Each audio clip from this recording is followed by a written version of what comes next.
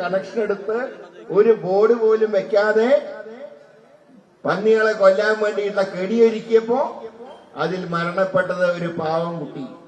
ഒരു കുടുംബത്തിന്റെ പ്രതീക്ഷ 2 പെമ്മക്കൾക്കുള്ള താഴെയുള്ള ഒരു ആൺതരിയാണ്. ആ കുഞ്ഞിനെയാണ് നഷ്ടപ്പെട്ടത്. ഇത് എന്നിട്ട് ശേഷം ആ ഒരു വനമന്ത്രി ഉണ്ടല്ലോ നമുക്ക്, ശശീന്ദ്രൻ, ഒന്നാമത് അദ്ദേഹത്തിന്റെ ഇരിപ്പ് കണ്ടാൽ തന്നെ മയക്കോടി ഏറ്റിട്ടോന്നു.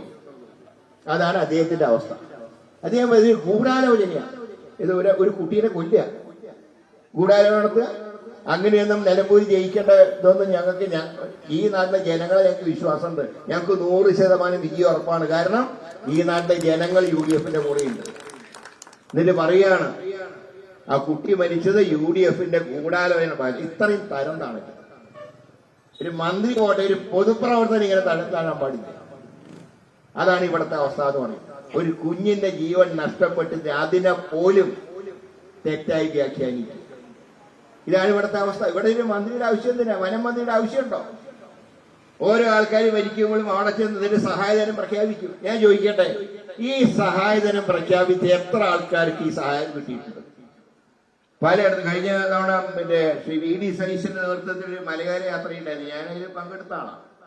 പലയിടത്ത് അവർ പറയുന്നത് എന്താ പറയുക, സാറേ പറഞ്ഞതിന്റെ പകുതി തുക പോലും കിട്ടിയിട്ടില്ല, ചിലർക്ക് അതും കിട്ടിയിട്ടില്ല. ഇങ്ങനെയൊക്കെ കർഷകരെ ദ്രോഹിക്കുന്ന ഒരു സർക്കാർ. പിന്നെ നിങ്ങൾ എന്ത് പറഞ്ഞിട്ടാ? ഈ മലപ്പുറം ജില്ലയെ കുറിച്ച് തന്നെ മുഖ്യമന്ത്രി പറഞ്ഞെന്താ? ഒരു ഇംഗ്ലീഷ് പത്രത്തിന് കൊടുത്ത ഇന്റർവ്യൂവില് മലപ്പുറം മുഴുവൻ സ്വർണ്ണക്കടത്താണ്, ഏറ്റവും കൂടുതൽ കേസുകൾ രജിസ്റ്റർ ചെയ്യുന്നത് മലപ്പുറത്താണെന്നല്ലേ നിങ്ങൾ പറഞ്ഞേ. അവസാനം വാർത്ത വൈറലായിട്ട് വന്നപ്പോ അത് നിങ്ങൾ നിഷേധിച്ചിട്ട് വല്ല കാര്യമുണ്ട്? പറയേണ്ടൊക്കെ പറഞ്ഞു കഴിഞ്ഞിട്ട് പിന്നെ നിഷേധിച്ചിട്ട് വല്ല കാര്യമുണ്ടോ? ഇതിലിപ്പോ ഇലക്ഷൻ വരുമ്പോ ഓരോ നുണയും പറഞ്ഞിട്ട് ഇങ്ങോട്ട് ഇറങ്ങുക. പിന്നെ ക്ഷേമ പെൻഷന്റെ കാര്യം പറഞ്ഞു. ഇപ്പൊ നിങ്ങൾക്ക് ഓർമ്മയുണ്ട് കഴിഞ്ഞ നിയമസഭാ ഇലക്ഷൻ ഞാനും ബിന്ദു കൃഷ്ണയും ഞങ്ങളൊക്കെ മത്സരിച്ചവരല്ലേ? എന്തായിരുന്നു കഴിഞ്ഞ ഇലക്ഷൻ കാലത്തെ അവസ്ഥ? കോവിഡാണ്, മനുഷ്യർക്ക് പുറത്തിറങ്ങാൻ നിവർത്തിയില്ല, ആൾക്കാർ ഭയന്നിരിക്കുക. അതുവരെ ഉണ്ടായിരുന്ന എല്ലാ ക്ഷേമ പെൻഷന്റെ കുടിശ്ശികയായിട്ട് വന്നത് സർക്കാർ ഉദ്യോഗസ്ഥന്മാരല്ലല്ലോ. ആരാ വന്നേ? സഹകരണ വകുപ്പിലെ ഡെയിലി വേജസുകാര് എല്ലായിടത്തും വന്ന് പെൻഷൻ കൊണ്ടുതാ. ഇത് പെൻഷൻ അല്ല പറയും, ഇത് പിണറായി സഖാവ് തന്നതാണ്. അത് കഴിഞ്ഞപ്പോഴേക്ക് കിറ്റിയാരും എന്ത് പറഞ്ഞു? ഇതും പിണറായി സഖാവ് തന്നതാണ്. ഇതിനെയാണ് KC വേണുഗോപാൽ പറഞ്ഞത് ഇത് കൈക്കൂലി കൊടുക്കുന്ന പോലെയാ. നേരെ മറിച്ച് എല്ലാ മാസവും കൃത്യമായി ക്ഷേമ പെൻഷൻ കൊടുക്കണം എന്നാണ് ഞങ്ങൾ പറയുന്നത്. പിന്നെ UDF സർക്കാരിന്റെ കാലത്ത് ഉള്ളതിനേക്കാൾ ഞങ്ങൾ കൂട്ടിയതാണ്. അത് കാലം മാറുന്നതനുസരിച്ച് കൂട്ടില്ലേ. ഇപ്പൊ എല്ലാവരുടെയും ശമ്പളം കൂട്ടുന്നില്ല, അതുപോലെ ക്ഷേമ പെൻഷനും കൂട്ടും. ഇനിയിപ്പോ ഞങ്ങൾ നാളെ വന്നാൽ ഇപ്പൊ 1000 കൊടുക്കുന്ന ഞങ്ങൾ നാളെ 2500 കൊടുക്കും. സംശയം എന്താ കാര്യത്തിൽ? പക്ഷെ നിങ്ങൾ അങ്ങനെയല്ല ചെയ്ത്, നിങ്ങളെല്ലാം കുടിശ്ശികയായിട്ട് വെച്ചു. ഇലക്ഷൻ വരെ 6 മാസത്തേക്ക് ഒരു കുടിശ്ശിക കൊടുക്കുന്ന അവസാനം ഒറ്റയടിക്കാൻ കൂടി. ആ നടപടി ശരിയല്ല എന്ന് പറഞ്ഞതിന് ക്ഷേമ പെൻഷൻ കൈക്കൂലിയാണെന്ന് KC വേണുഗോപാൽ പറഞ്ഞു എന്ന് പറഞ്ഞിട്ട് നിങ്ങൾ പ്രചരണം നടത്തും. ഇത്രയും നുണ പറയുന്ന ഒരു പ്രസ്ഥാനമായിട്ട് ഇടതുപക്ഷ മുന്നണി മാറിയില്ലേ? ഇതാണ് ഈ കേരളത്തിന്റെ അവസ്ഥ. അപ്പൊ അതുകൊണ്ട് ഒരു കാര്യത്തിലും ഒരു നേട്ടവും പറയാനില്ലാത്ത, ഒരുപാട് പാവങ്ങളെ ദ്രോഹിക്കുന്ന സർക്കാർ. പോലീസിന്റെ ഒക്കെ അവസ്ഥ എന്താ?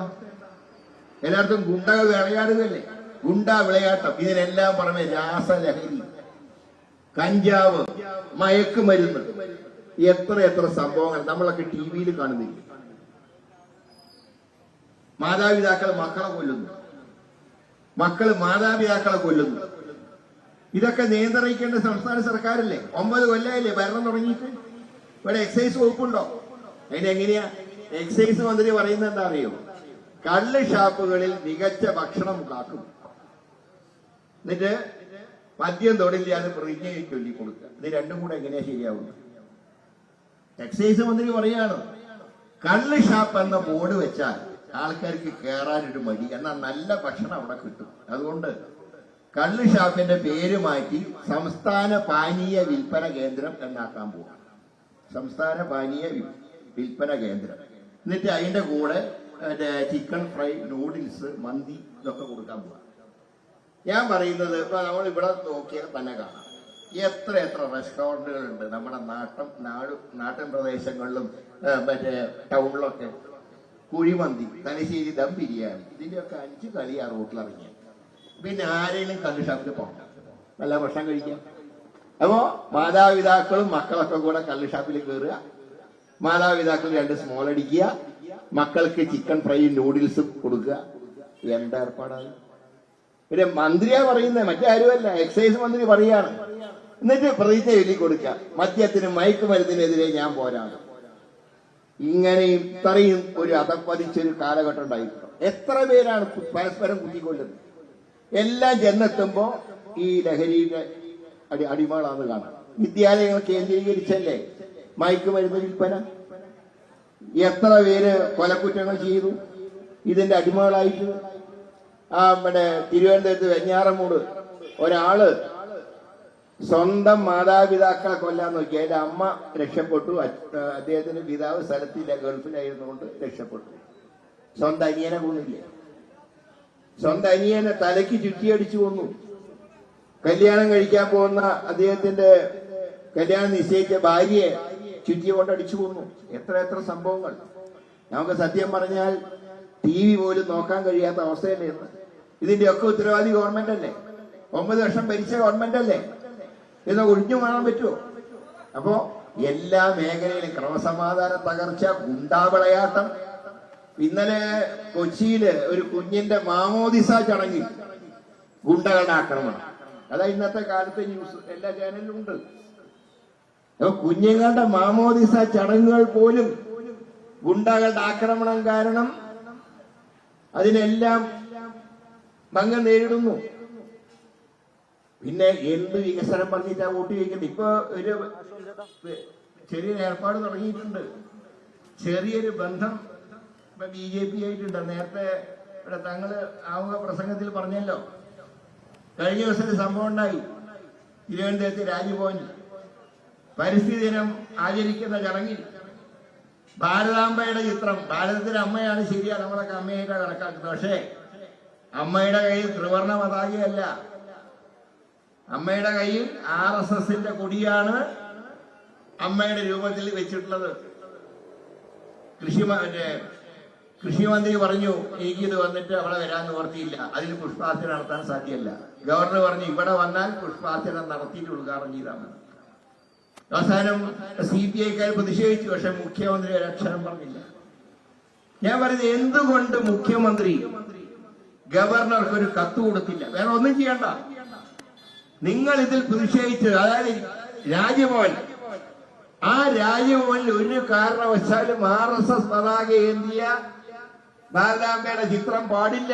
അതിന് പകരം ഭാരതാംബ ത്രിവർണ്ണ പതാക അതാണ് വഹിക്കേണ്ടത് എന്ന് എന്തുകൊണ്ടൊരു കത്തയക്കാൻ മുഖ്യമന്ത്രി തയ്യാറായില്ല? ഇത് നിങ്ങൾ തമ്മിലുള്ള ബന്ധത്തിന്റെ ഉദാഹരണമല്ലേ?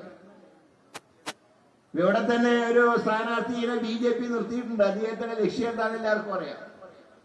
ഒരു UDFന് കിട്ടേണ്ട ഒരു ഭാഗം വോട്ട് അദ്ദേഹം കൊണ്ടുപോവാ, പകരം അവരുടെ കേഡർ വോട്ട് LDFന് കൊടുക്കുക. അതാണല്ലോ നിങ്ങൾ തമ്മിൽ അഗ്രിമെന്റ്. ഇതൊരു അവിശുദ്ധ കൂട്ടുകെട്ടിന്റെ ആരംഭമാണ് ഈ നിലമ്പൂര്. ഇത് ഇവിടെ വെച്ചിട്ട് തന്നെ അവസാനിപ്പിക്കുന്നതാണ് എനിക്ക് പറയാനുള്ളത്.